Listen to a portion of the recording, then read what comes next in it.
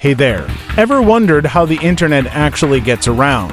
It's not just floating in the air, it's traveling through secret underground and underwater passageways. Imagine fiber optic cables stretching across land and sea, creating the internet's hidden highway system.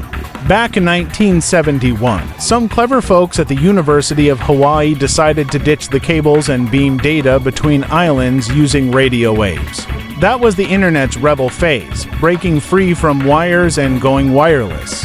So, who's leading the internet game? China tops the list with the most users, followed by India and the USA. But tiny Iceland is a surprise champ, boasting the most internet users per person. Talk about making every click count. Ever heard of lolcode? It's a quirky coding language born from internet slang, bringing a touch of humor to programming. It's like coding with a comedy twist. Remember Swatch watches? They tried to introduce internet time, ditching hours and minutes for dot beats. Nice try, Swatch, but we're sticking with regular time.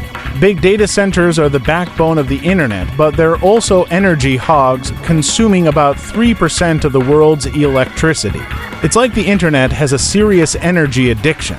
The internet is constantly under attack, with cyber threats like malware and phishing scams turning it into a digital battlefield.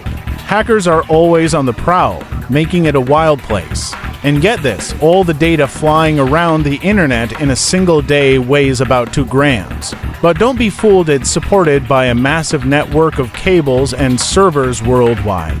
Internet addiction disorder might not be officially recognized, but it's real. Some people get so immersed online that they forget about life beyond the screen. It's like the internet's own rehab program with no exit signs. Finally, there's the dark web and unseen part of the internet where all sorts of sketchy activities happen. It's the digital Wild West where anything goes and nobody's asking questions.